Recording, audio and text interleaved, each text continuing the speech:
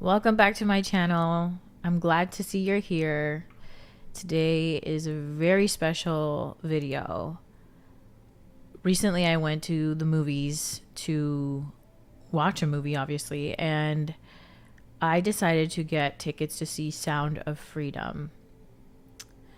It was one of the best movies I've seen.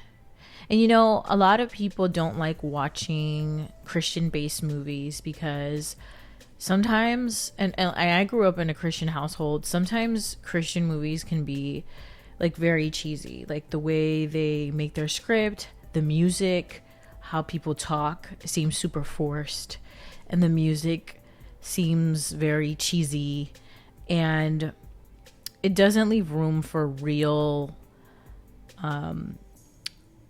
like how a person will naturally react to an uncomfortable situation. And the reason I like this movie is not only because it was filmed very good, I mean, spectacular, but I also didn't feel like I was watching a Christian based movie. I felt like I was watching a regular movie that, you know, just regular movies in cinema. So I first came into this movie sort of cringing because I came out of a abusive background of that sort, and I wasn't trafficked, but I experienced a lot of SA, and it was very common in my country and in my family for women to experience SA. So to kind of give you a summary or a little bit of just kind of like a short view of the movie, it's about these two children who were separated and also rescued as they were being sold into the child trafficking industry. So there's a detective. This detective was very dedicated to getting these siblings together. But in that process, he ended up saving, I believe, about 120 children who were also in these terrible situations. And what I love about how this movie was filmed also, it didn't show extremely graphic scenes of these abusive situations, which is usually what I'm scared of. I'm scared of being triggered. I'm scared of, and of course I was still triggered watching the movie, but to be triggered or having to relive some of the things that I experienced as a child and just thinking about the women in my family and what they experienced is something that I just did not want to. I was prepared to close my eyes. I was prepared to close my eyes or, you know, take a step out, but that did not happen. It was very much more implied situations, and it was like close enough to where you're like, oh, I know what's gonna happen. And you know, I would kind of just kind of close my eyes and just peek to see like what's happening next, and then it would go to the next scene progressing towards, you know, obviously some of the most important parts of the movie. Not that that wasn't important, it just was very traumatic and triggering, and I'm sure that the writers and the actors knew this, and this is why they shot this film the way they did. Also, I just wanted to say the little actress, the child that gosh, I wish I was great with names, but the little girl that played one of the, you know, the siblings, she did an amazing job. Also, the little brother, the boy that played Teddy, did an amazing job. I'm actually, I was actually taken aback because of how like when you look into their eyes, you can see how invested and how much they even believed in this movie, which is amazing when you're a small child and you could kind of, you know, really embody that character. Not the traumas, but just understand and empathize with the children that are going through that and play that role flawlessly. So those kids did an amazing job. I also want to say that the main character, the detective, he was, not only did he play the real detective very well, but there were parts where I can tell he was visibly, I want to say, uncomfortable with the feeling of, you know, it's almost like he was just disgusted with the truth of what's happened to these kids, and you could kind of sense it. Like a part of him was just like, wow, like this is so depressing like while filming this. And that lets me know that he really feels and put his all in this movie, and it wasn't just, oh, I'm gonna do this because it's controversial, oh, I'm gonna do this because it was a real passionate project. So I love that. I'm over here looking up the names of the cast because I have terrible memory. So I could not ask for a more diverse cast. Like there were people there that I'm just like, wow, Eduardo Varastegul, however you say his name. I grew up watching him on TV in Telemundo, so I was surprised watching him there. It was interesting. It was interesting to be there and see. It was overwhelming. I sobbed a lot. I sobbed the whole entire movie, and I also sobbed on my way home. I grew up in DR for the younger part of my years, and I remember being told, you know, if you want a better life, why not just go and hang out at the boulevard with your cousins? So the boulevard is where a lot of foreign men go, not because they're like looking for something, but because that's usually where tourists are. And so being told that as a kid, it was kind of implying, hey, you go over there, you'll get picked up by one of these guys and you'll have a better life. And I remember hanging out with one of my cousins at the boulevard. We were at a gift shop. It was one of those shops where, you know, as the tourist, when you get off of the cruise, you go over there and you buy yourself some, you know, gift shop stuff. And so I remember a guy coming up to me and saying, he said something along the lines of, hey, who are you here with? And I said, I'm here with my cousin. And he goes, oh, okay, well, how old are you? And I told him, I believe I told him at the time, I think I told him I honestly don't remember what age I was at the time. I had to be like maybe 7 or 8. I'm not sure. And he said something like, how old is your cousin? And I was like, oh, I think she's like 15 or something, or 16. And he was like, oh, well, I would love for you to come hang out. I would love to take you with me to Argentina. And I was just like, oh, really? Interesting. You know, like, and this is in Spanish. So I was like, oh, really? Wow. What's Argentina like? And he was like, well, I work for the governor of Argentina. And I'm not saying this is what this guy told me. I'm not saying that this is true, that this guy even worked for the governor of Argentina. I'm just saying this is what he said to me. And I was like, oh, okay. And he's like, listen, I want you to meet me in such and such place. So all he does is pull out this little, kind of like this notepad thing or this little paper, and he writes down his address and he writes down his phone number.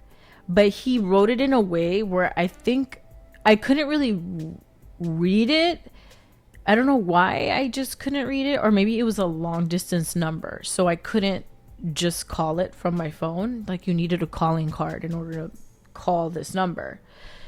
And I remember I when I went back home, I told my grandmother, and my grandmother was like, oh, okay, well, I guess you could call him. And so this is what's interesting. Like, it seemed as though the women in my family were just very oblivious, or they really felt like this is like the way of life. Like, the way of life is you get picked up by somebody from a foreign country, and it's just the way it is. It was very strange because I remember calling that number, you know, my grandmother being okay with it, me asking my cousin, and she's like, yeah, go for it. And I called. Remember, I'm like 8. I'm not entirely sure, but I'm between the ages of 8 and 12. I'm not sure because I did go to DR several times after I moved out of DR. So I made the call, the phone didn't go through, but the address was there. So then in my head I was like, this is weird. Did he just give me the wrong number so I can just pull up it to his address? And I was already thinking that at a very young age. And I remember showing one of my uncles, and I was like, what is this address? And he was like, I don't know. And then I showed my grandmother, and she's like, I don't know where that is at all. And I'm like, that's weird. That is weird. So I don't know if he was just like, I honestly don't know. But the point of this is that in foreign countries, it is not only common for people to encourage this, you know, for children to leave with foreigners, but there isn't a mindset of danger. There isn't that urgency to shut down these kind of people. It seems like this is normal, regular, degular stuff because of living in poverty, and they think this is the ticket out. And I grew up super poor. I mean, I didn't have shoes until I was like 7. Okay. Like, when I did have decent shoes, I mean, it was in America. But when I actually had, like, when I was actually in DR, I really didn't have much. So my life was interesting because I was always back and forth, because my mom was trying to make ends meet, and she was pretty much a house cleaner in the beginning of living in America. And so I had to always be back home with her mom. And there were times where we didn't have lights. We didn't have enough food. You know, I got kicked out of school in DR because my shoes were non-existent. They were either falling apart, or I just didn't have what I needed. It wasn't a great life. I do appreciate and enjoy the simple things and what I learned living in those conditions, but living in those conditions leave you open to being not only trafficked, but also being a victim of a lot of predatory people. A lot of men are predatory in these situations, but women also look for the opportunity to be such. And, you know, which is crazy because, like, when I grew up and that sugar daddy culture and I don't want to involve too much of the sugar daddy culture, but these kinds of things were just like, oh, this is regular stuff. Like, to me, you know, when people call themselves a sugar baby, or, you know, or someone that would have a older person financing their life and basically taking care of everything was just normal. Like, to me, I was just like, oh, well, that's what a lot of women do back home when they need to survive. So it's almost like it's normalized. It's normalized, and it sucks because then it's hard for us to tell who's being abused and who's actually there because they want to be there. But when you're a child, you have no idea. You have no idea how this changes your life when you're trafficked and you grow up and you start viewing the world through a it's very dark. You see things in a very dark lens. The way I grew up, the way I looked at guys was very much like, this is scary. Like, a guy could either be a beautiful monster or a beautiful AI. That's how I've always looked at guys. Either he's a beautiful monster or he's a beautiful AI. And these guys create women, push women into being these beautiful AIs and beautiful monsters themselves. And women that have been in the system perpetuate, repeat this, and don't know what all else to do with themselves. So they do what they know best, and it's to victimize other children or other women. So when I see what's happening in the culture, it makes me really sad because children are devalued so much, and by the time they become adults, they're not going to value love and relationships, sex, family, money. You know, they're not going to trust anyone because this is what they're exposed to. That's the sad part, because these kids grow up to be our future. I love this movie because it made me think about what it was like living in a country where this was so common, where when I asked what happened to the girls next door, my aunt will reply with, oh, they left with some guy they met at the touristic area of DR. And I would think to myself, oh wow, that's crazy.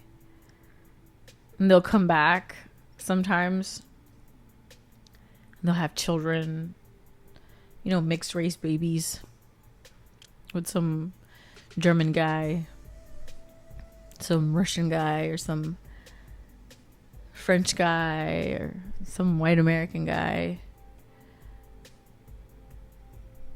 And And listen, I don't have a problem with, people finding love, like